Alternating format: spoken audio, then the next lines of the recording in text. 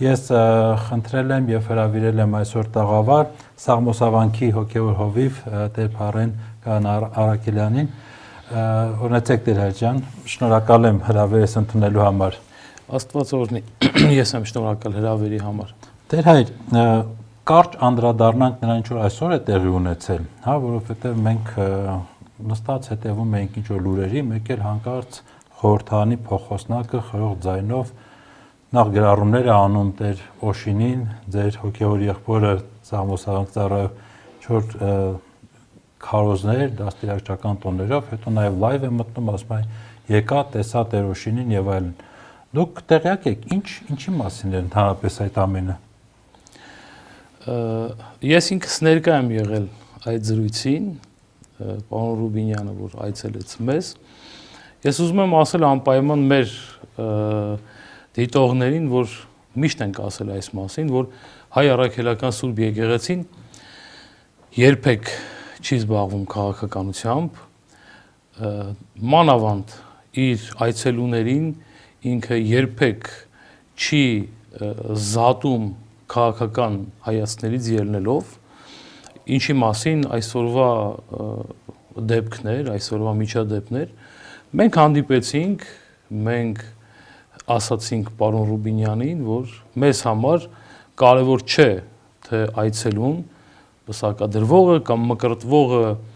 ինչ քաղաքական հայացքներ ունի, մենք ծառայում ենք մեր ժողովրդին, մեր հավատավոր զավակներին, պսակադրում ենք, մկրտում ենք, զրուցում ենք, տարատեսակ ծեսեր ենք իրականացնում, անկախ նրանից, թե մարդը ինչ քաղաքական հայացքների է հետևում կամ ինչ կուսակցության է պատկանում ինքը։ Բայց այստեղ մի բայց կա։ Կարևոր է, թե ինքը մարդը ինչ վերաբերմունք ունի հայ առաքելական Սուրբ եկեղեցու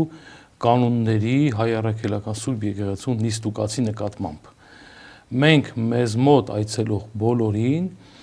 բացատրում ենք, թե ինչ պարտականություն ունի կնքահայրը, ինչ պարտականություն ունի խաչեղբայրը,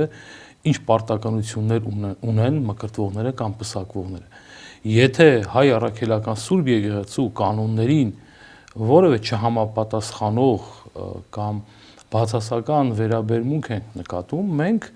զրուցում ենք իրենց հետ եւ ի վերջո կատարում ենք այդ արարողությունը։ Ամբողջ խոսակցությունը սրա մասին է եղել եւ մենք փոխանցել ենք այս կարծիքը պարոն Ռուբինյանին ու բաժանվել ենք։ Ես ուզում եմ անպայման շեշտել, իդեպ շատ կարեւոր է, թող մարդիկ իմանան, վստահ եմ գիտեն, որ հենց պարոն Ռուբինյանը պսակվել է Սաղմոսավանքում եւ պարոն Ռուբինյանին պսակել է Տեր Օշին քահանան։ Ժողովուրդը այստեղ է ասում, որ օծը տակ հասնողին է գծում։ Տեր Հայր, գիտեք, ես ավելի քան համոզված եմ, նաև առիթ չունեցանք եթերից առաջ խոսելու, բայց ավելի քան համոզված եմ, որ այդ այցի ընթացքում, այո, կլիներ դա ԿՊԱ-ական պատգամավորել, մեր եկեղեցականներին լավ ճանաչելով, նաև Տեր Օշինին լավ ճանաչելով, գիտեմ, որ պատասխանը լինելու էր հենց քրիստոնեական մեր հավատքի եւ արժեքների եւ այլն տիրույթում, բայց ինքը երբ որ դուրս եկավ այդ հանդիպումներից, այնպես էր լայվ մտել, որ տպավորություններ թե եկա մատ թափ տվեցի, այսրանից հետո իրենք իրենց խելոք կպահեն, մոտավորապես այս տոնայնության մեջ էր նրա մեկնաբանությունը այդ հանդիպման մասին։ Այդ լայվը մենք չենք մտել, այդ լայվը ինքն է մտել եւ իրեն պիտի հարցնեք, թե ինչի համար էր այդ տոնայնությամբ։ Ես ասացի, որ մենք հանդիպել ենք, խոսել ենք, փոխըմբռնումով բաժանվել ենք եւ մենք իրեն փոխանցել ենք հայ առաքելական Սուրբ եկեղեցու տեսանկյունը։ Շատ լավ, շնորհակալություն։ Տեր Հայր, եթե խոսենք եկեղեցու դեմ այդ արշավի մասին, առաջի հարվածներից մեկն էլ հենց ձեր անձին էր ուղղված ըստ էության, երբ որ նաև ձերբակալություն եղավ եւ այլն։ Ըստ էության եկեղեցում ընկալումը ինչ է անում իշխանությունը, ինչի համար է դա անում եւ ինչու է դա անում հենց հիմա։ Հայ առաքելական Սուրբ եկեղեցին այն կառույցն է, ես չեմ վախենա ասել, որ ամբողջ աշխարհի մակարդակով, ամբողջ աշխարհով, որ ավանդապահ, ավանդական արժեքները, բարոյական արժեքները պահող, ըստ իս այսօր աշխարհը այլ ուղղությամբ է շարժվում, ամբողջ աշխարհի մասին է խոսքը, եւ ըստ իս հայ առաքելական Սուրբ Եկեղեցին այն ինստիտուտն է, որ երբեմն աշխարհի այդ շարժվող ընթացքին մեղմ ասած համաձայն չէ։ Ընտանեկան արժեքներ, ավանդական արժեքներ, քրիստոնեական խիստ կանոններ, այս ամենը միգուցե չի տեղավորվում այդ գլոբալ մտածելակերպի մեջ, եւ սա է պատճառը միգուցե, որ հայ առաքելական Սուրբ Եկեղեցին հայտնվել է այդ հարվածների թիրախում։ Ես կարծում եմ, որ սա ոչ թե Հայաստանում ինչ որ իրողությունը, կատարվող իրողությունը, այլ սա ավելի մեծ իրողությունը, որի, այսպես ասենք, խոչընդոտող ուժ կարող է հանդիսանալ հայ առաքելական Սուրբ Եկեղեցին։ Բայց գիտեք, ես համաձայն եմ, ես ինքս էլ քիչ առաջ եւ իսկապես վերջի շրջանում դրա մասին շատ եմ մտածում, թե տարբեր երկրներում ինչ վերաբերմունք կա եկեղեցիների հանդեպ, իսկապես դա տրենդ է, բայց մեր դեպքում կարծես թե գիտեք, զուգահեռ ինչ-որ այլ խթանիչ գործոններ կան, հա, օրինակ վեհապար Հայրապետի դեմ այդ արշավը սկսվեց այն բանից հետո եւ պարզ դարձավ, որ միջազգային տարբեր հարթակներում հայ առաքելական Սուրբ Եկեղեցին բարձրաձայնում է Արցախի խնդիրը, Արցախայության վերադարձի իրավունքը եւ այլն։ Ու ասեմ ձեզ, որ իսկապես հանրային ընկալումներում այնպիսի բան կա, որ դա Ալիևի կամ Թուրքիայի կողմից թելադրված վարքագիծ է, այսինքն ամեն ինչ արեք, որպեսզի եկեղեցին լռի, այդ հարցը չբարձրաձայնի, թե չխաղաղություն չլինի, թե չգիտեմ ինչ չլինի, այդ աշխարհաքաղաքական կամ ավելի աշխարհաքաղաքական չասենք, բայց տարածաշրջանային քաղաքականության, հենց հայ-թուրքական, հայ-ադրբեջանական հարաբերությունների այդ ազդեցությունը ձեր կարծիքով կա իշխանությունների գործողություններում, թե ամեն դեպքում դա ինչ որ այլ ներքի մղում է, թեկուզ հենց այդ տրենդերի մակարդակում, որի մասին դուք խոսեցիք։ Դեռ տեսեք, ներողություն մի քիչ երկար է ստացվում, բայց ըստ էության մենք տեսնում ենք, չէ՞, Ալլահ շուքր Փաշազադեն ինչ բան է հայտարարում, հաջորդ օրը իշխանությունները դրան արձագանքելով ինչ որ քայլ են անում եկեղեցու դեմ։ Արցախի մասին բարձրաձայնում ենք, քայլ է արվում եկեղեցու դեմ։ Եկեղեցականները խոսում են ազգային միասնության դեմ, հարձակում եկեղեցականների դեմ։ Այսինքն մի քիչ բաները, զուգադիպությունները շատ չեն այս դեպքում։ Միտք կա, ասում են, երբ որ զուգադիպությունները շատ են, դրանք արդեն զուգադիպություններ չեն։ Ես չեմ կարող ասել, թե դրանք հենց պատճառն են այս հայտարարությունների եւ արարքների։ Ես կարող եմ ասել հետեւյալը, որ հայ առաքելական Սուրբ Եկեղեցին իր դարերի ընթացքում անցած կյանքով միշտ էլ բարձրաձայնել է հայ ժողովրդին հուզող, քրիստոնյա ժողովրդին հուզող հարցեր։ Այստեղ կա մի շատ կարևոր հանգամանք։ Հայ առաքելական Սուրբ Եկեղեցին միայն Հայաստանի եկեղեցին չէ։ Հայ առաքելական Սուրբ Եկեղեցին ողջ հայության եկեղեցին է եւ բարձրաձայնում է այն հարցերը, որոնք հուզում են ողջ հայությանը, որոնք սփռված են ամբողջ աշխարհով մեկ։ Տեսեք, Արցախահայության խնդիրը, Արևմտյան Հայաստանի խնդիրը, ցեղասպանության խնդիրը, սրանք կարելի ասել մեզ համար, հայերիս համար սրբություն, սրբոց դարձած հարցեր են, որոնք եկեղեցին մշտապես բարձրաձայնել է ու բարձրաձայնում է։ Ուղղակի չի կարող չբարձրաձայնել եկեղեցին այս հարցերը։ Ուղղակի մենք չենք կարող Արցախի մասին չխոսել, Արցախահայության մասին չխոսել, երբ որ մեր աչքի առջև արցախահայեր են ապրում, մեզ հետ, մեր մեջ արցախահայեր են ապրում։ Եթե ձեր ասացի համաձայն այս հարցերը բարձրաձայնելու հետևանքով է այս ինչպես բնորոշում են հարձակումները, վերաբերմունքը ամեն դեպքում եկեղեցու նկատմամբ բացասական վերաբերմունքը, ինչը որ նաև վերջին օրերին փետրվարի 17-ից 19 տեղի ունեցած եպիսկոպոսաց հավաքին արձանագրվեց, եթե այս պատճառով է արձակումները եւ վերաբերմունք եկեղեցու նկատմամբ մեղմ ասած հասկանալի չէ։ Մանավանդ հայ մարդու կողմից, երբ որ չի հասկացվում եկեղեցու այս քայլերը, մեղմ ասած հասկանալի չէ։ Կարևոր մի հանգամանք, հայ առաքելական Սուրբ Եկեղեցին մշտապես եղել է պետականամետ, կարելի ասել պետականաստեղծ։ Չի եղել պատմության հոլովույթներում մի ժամանակաշրջան, որ եկեղեցին ոչ թե օգնի պետության կայացման ու հզորացմանը, այլ խանգարի։ Հիմա էլ բացառություն չէ, վեհապար հայրապետի գլխավորությամբ մեր եկեղեցին միշտ էլ պետականաստեղծ, պետականությանը օժանդակող կառույց է։ Իհարկե եկեղեցին աստվածահիմն կառույց է առաջին հերթին, բայց մենք դիտարկում ենք հիմա որպես ազգային ինստիտուտ, որ մշտապես պետականամետ կառույց է եղել։ Եվ հասկանալի չեն այս մտածելակերպի մեջ, այս իրողության մեջ եկեղեցու նկատմամբ այս վերաբերմունքը։ Իդեպ եպիսկոպոսատ ժողովին հաջորդած հայտարարությունը մեր 25 եպիսկոպոսների իսկապես իր թե խորությամբ, թե շեշտադրումների եւ այլնով կարծես ինչ որ զգոնության կոչել լիներ բոլորին, հա, որտեղ հիմքում իրապես ինչպես որ դուք ասացիք քիչ առաջ պետության շահներ դրված, պետության հետ համերաշխ զարգանալու այդ գաղափարներ դրված։ Առաջին այսքից նույնիսկ որ կարդում էի, մտածում էի, ասում էի, կարծես թե ինչ որ կոչ է նույն Նիկոլ Փաշինյանին եւ մնացածին, որ այս ճանապարհով մի գնացեք, կարող ենք նաև համերաշխ լինել, համագործակցել եւ այլն։ Թեև եւի հենց նման կոչել իրականում կար, այդ քրիստոնեական եղբայրության միասնության կոչը կար։ Հիմա ուզում եմ այս բանը, հակասությունը, հա, մի կողմից տեսեք եկեղեցին, որը կոչված է Քրիստոսի խոսքը տարածելու, պետության հիմքերը ամրապնդող քայլեր է անում, իսկ երկրի ղեկավարը, վարչապետը, որի գործը հենց պետությունը ուժեղացնելն է, իրեն հաճախ նաև Քրիստոսի տեղ դրած տարբեր եկեղեցիներով գնալով ինչ որ իր ասելով բարենորոգչական շարժում է ուզում սկսել, բայց արդյունքը ինչ ստացվեց սրա։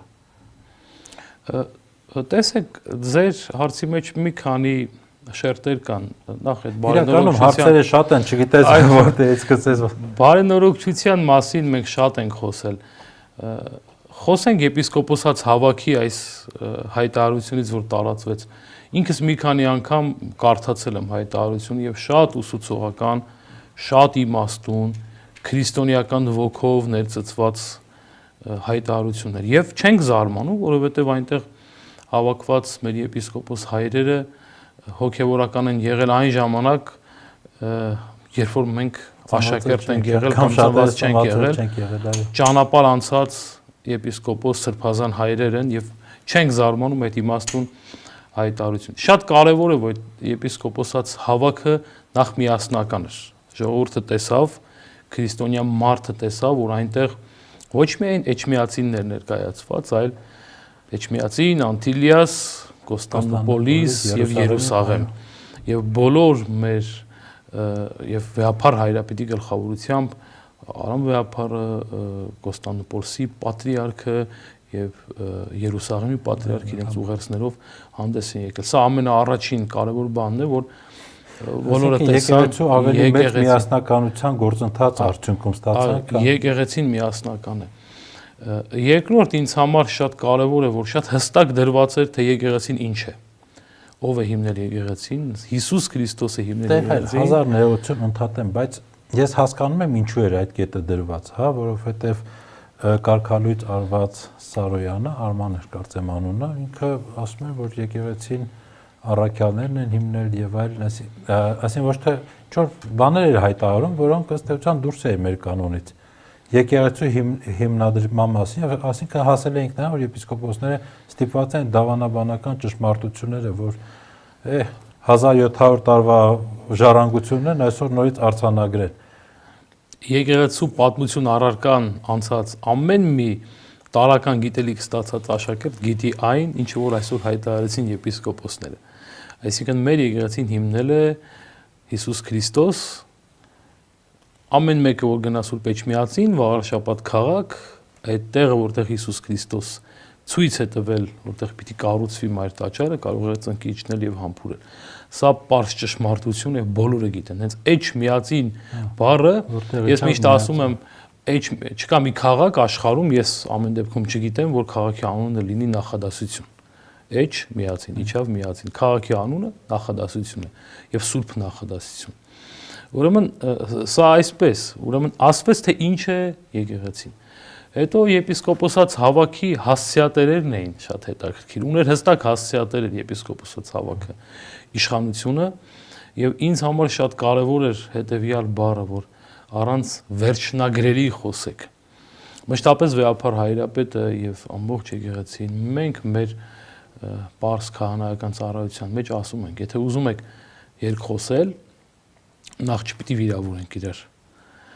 Մենք մշտապես ասում ենք, եթե ուզում եք երկխոսել, ամենապարզ բանն ենք ասում։ Վեհապար հայրապետին մի դիմեք ավազանի անունով։ Եթե ուզում եք երկխոսել, եկեք եկեղեցու կանոնական դաշտով, եկեք մեր գիծը, որ կա, ոչ թե մենք պիտի նոր հնարենք գծենք, կա այդ գիծը։ Կարևոր շեշտադրում կար ուղված իշխանություններին, եպիսկոպոսած հավաքի կողմից, որ եկեղեցին ինքնիշխան է իր կանոններով, կանոնադրությամբ, որով առաջնորդվում է դարեր շարունակ։ Եվ եկեղեցին դրանով է կենսունակ, եւ սա չի նշանակում, որ եկեղեցին հակառակ է պետությանը։ Ես միշտ ասել եմ, եկեղեցին ունի, ես չգիտեմ ուրիշ եկեղեցի ունի նման կարգ, որ կոչվում է հանրապետական կարգ։ Եվ ամեն մի անկախության տոնի եկեղեցում կատարվում է այդ կարգը, որ աղոթում է եկեղեցականը, երբ որ մայր տաճարում է կատարվում եւ կատարվում է պետության անսասանության համար աղոթում է ամենայն հայոց կաթողիկոսը։ Եվ բոլոր պատարակների ժամանակ անսասանության համար աղոթում է բոլոր հոգեվորականները։ Սա շատ կարևոր շեշտադրում է։ Իշխանությունների այո, հավատավոր իշխանների համար, բայց այո, թագավորների համար, իշխանների համար եւ այլն։ Վերջին օրերին մի ամիս առաջ պետությունը օրենք ընդունեց, չէ՞, որ հունվարի 27-ը նշվում է որպես 44-օրյա պատերազմին զոհված մեր բոլոր նահատակների հիշատակության օրեն, այո, բայց այո, ես ուզում եմ ասել, որ անընդհատ շահարկում են, ասում են եկեղեցին պետությանը դեմ է, եկեղեցին այլ շահերի կարգ մատուցեց։ Ինչ արեց վեհապար հայրապետը։ Այսինքն պետությունը օր ընդունեց, այդ օրը հարգեց ամենայն հայոց կաթողիկոսը։ Այսինքն մնացած ամեն ասված կարծիքները այս տրամաբանության մեջ շինծու են դուրս գալիս։ Ցույց է տալիս եկեղեցին, վեհապար հայրապետը, որ ոչ, եկեղեցին նորից պիտի շեշտենք, պետությանը սատարող, պետությունը ուժեղացնող ամենամեծ ինստիտուտն։ Սա պիտի փաստել, որովհետև այդպես է։ Ուրեմն սա շեշտեց եպիսկոպոսած հավաքը։ Իշխանության ուղղված կոչի մեջ ասվեց, որ դադարեցվի այս անհիմն հետապնդումները եւ կոչ արվեց, որպեսզի ազատ արձակվեն մեր սրբազան հայրերը, 4 սրբազան հայրերը եւ Տեր հայրը, որովհետեւ բոլորը գիտեն, թե ինչ է կատարվում, բոլորը գիտեն, որ այս սրբազան հայրերը, Միքայել սրբազանը, Արշակ սրբազանը, Բագրատ սրբազանը, Մկրտիչ սրբազանը, բոլորը այն անձնավորություններն են, ովքեր իրոք բարեկարգում են եկեղեցին։ Իրական բարեկարգողները այն սրբազան հայրերն են, որոնք ազատազրկված են։ Դատական գործընթացները անկեղծ եմ ասում, մեկ միտք է առաջանում, որ ամեն դեպքում ապուշ պետք է լինի մարդ այս սրբազանների կալանքը երկարաձգելու համար, որովհետև դատական նիստերի ընթացքում այնպիսի խոսքերով են, այնպես են մերկացնում այդ քաղաքականությունը, հակաեկեղեցական հետապնդումների եւ այլն, որ ասում ես, այմարդ լռեցնելու ձևը իրենց պետք է բաց թողնես, գնան իրենց գործով զբաղվեն։ Թե չէ ամեն օր էս եթերներում այսօր է Բագրատ Սրբազանի խոսքին էի հետևում, քիչ ուշ նաև կանդրադառնանք, ես նաև մեր հեռուստադիտողներին համար մի հատված պատրաստել եմ ցուցադրելու, որ իսկապես արդեն իրենց են վնասում սրբազանները, այդ ճշմարտության ուժը նույնիսկ այդ բանդից իրենց գասնել է տալիս, էլի տեսնում ես, որ պրոբլեմ են դառնում իրեն։ Եվ ժողովուրդը կարիք ունի այդ սրբազանների։ Մենք կարիք ունենք այդ սրբազանների։ Եկեղեցական կյանքն է ուրեմն տուժում, քրիստոնյայի կյանքն է տուժում։ Սա եպիսկոպոսած հավաքի հասցեատերերից իշխանություն։ Եպիսկոպոսած հավաքի հասցեատերերից է նաև այն մեր սրբազան հայրերը, եպիսկոպոսները, ովքեր որ ինչպես եպիսկոպոսած հավաքի մեջ է բնորոշվում, սա իմ խոսքերը չեն, խոտորիալ ընթացք բառն է, ճանապարհ կամ ընթացք բառն է գործածված այնտեղ, որ ասում է, որ դուռը բաց է։ Ինչպես որ Հովնան Սրբազանը մասնակցեց եպիսկոպոսած հավաքին, հանդես եկավ, այո, հանդես եկավ ինքը ստորագրեց եւ այո, վերջում ինքը ստորագրում եւ սա շատ լավ է, մենք նորմալ է սա, մենք ուրախ ենք սրա համար եւ երբեք էլ մենք հորդորում ենք նաեւ որևէ պիտակավորում, որևէ վատ խոսք եւ գիտեք, եպիսկոպոս դառնալու համար չես գնում համասարան սովորում ու հետո ինչ որ դիպլոմ ստանում։ Դա ճանապարհ է անցած։ Չես կարող այս քահանային դուրս դնել, մեկ ուրիշին գործի ընդունել։ Մեր ասպարեզը գործ չի, ծառայություն է։ Մեր ասպարեզը ծառայություն է, մեր ասպարեզը կյանք է։ Երբեք ու երբեք մենք չենք ասել, որ մենք անմեղներ ենք, հրեշտակներ ենք, մեղքեր չենք գործում։ Բայց տեսեք նորից իմաստուն հայտարարությունը այս ուղերձի հասցեատերերից օբյեկտներից մեկը մեր սրբազան հայրերն են, որ մենք իրոք ուրախ կլինենք։ Ես մի անգամ ասել եմ, ես ուրախ կլինեմ, որ իրենք վեհափառ հայրապետի թափորով, վեհափառ հայրապետի գլխավորությամբ թափորով մտնեն մայր տաճար եւ աղոտ քանան եւ իրենց թեմերում ծառայություն թող այդպես լինի, որտեղ իսկապես վեհափառ հայրապետը անընդհատ է այդ դուռը բաց պահում եւ եպիսկոպոսատ ժողովում էլ ես հիշում եմ այն օրը, երբ վեհափառ հայրապետը մայր տաճարում ժամերկություն էր իրականացնում եւ այդ ժամանակ այդ մի քանի եպիսկոպոսներ որոնք տիրադավ կոչվեցին այդ պահին եկան մայրաթոռ ես հիշում եմ երբ որ նրանք ըստ էության վեհափառի հանգստի էին կոչում ճակերտավոր ճիշտ այդ պահին վեհափառ հայրապետը մայր տաճարից նրանց վերադարձի եւ ուղղվելու կոչով էր հանդես այսինքն այդ հայրական այդ մեծահոգաբար մոտեցումը եւ հասկանում եմ որ դա քրիստոնեական է եւ ուրիշ ճանապարհ չկա տա Աստված իսկապես լսեն ինչպես Հովնան Սրբազանը երևի թե ինքն իր հետ մնալով այդ որոշումը կայացրեց եւ այնտեղ մնացածն էլ այդ որոշումը կայացնեն իհարկե Մանսարոյանը այլևս չի կարող նա արդեն կարգալույց է բայց 8 եպիսկոպոսներ եւ արքեպիսկոպոսներ դեռ ունեն այդ հնարավորությունը դրա համար Տեր հայր իրականում դա կլիներ լավագույն հանգուցալուծումը այս զարգացումների, բայց ուզում եմ այդ միտքը փորձենք հասկանալ ի վերջո այս process-ները որ եղան ձեր կարծիքով արդեն որպես սովորական հոգևորականի կարծիք եմ ուզում դա ի վերջո օգուտ տվեց մեր եկեղեցուն թե չէ գիտեք որտեղ շատերն էլ ասում են դե լավ է էլի պարզվում է թե ով ինչ էր եւ այլն եթե նրանք ովքեր որ ազնիվ չէին կամ չգիտեմ մտքին ուրիշ բան ունեին կարող է երևաց էլի ով է մենք եկեղեցու օգուտը այսպես չենք պատկերացրել մենք ապրել ենք մեր բնականon կյանքը մենք մեր ժողովրդին քրիստոնեություն ենք քարոզել քրիստոնեական նորմեր, նիստուկած, ազգային արժեքներ են քարոզել, ամեն դեպքում մենք այսպես չենք պատկերացրել։ Եվ եթե ես անկեղծ ասեմ, ինքս չէի էլ ուզի, որ այդպես լիներ։ Գիտեք, մշտապես ասում ենք, հայ առաքելական Սուրբ եկեղեցին մի մեծ ընտանիք է։ Երբ որ մարդիկ գիտակցեն այս ընտանիքի կարևորությունը, ընտանիքի գաղափարը իրենք ցավ կապրեն։ Ի վերջո Աստված է որոշում, թե իր եկեղեցին ինչպես կառավարի, եթե այսպես ասենք, իր եկեղեցին ինչպես տանի դեպի իրեն։ Հենց Աստված եկեղեցին ղեկավարում է, որ գնա դեպի իրեն, իրենով ապրի, իրեն քարոզի։ Ինքը գիտի, ի վերջո առանց Աստծո կամքի որևէ բան չի լինում։ Մենք ամեն դեպքում ցավ ենք ապրում։ Իհարկե այս ընթացքում ուժեղանում ենք կա մի պարզ ճշմարտություն,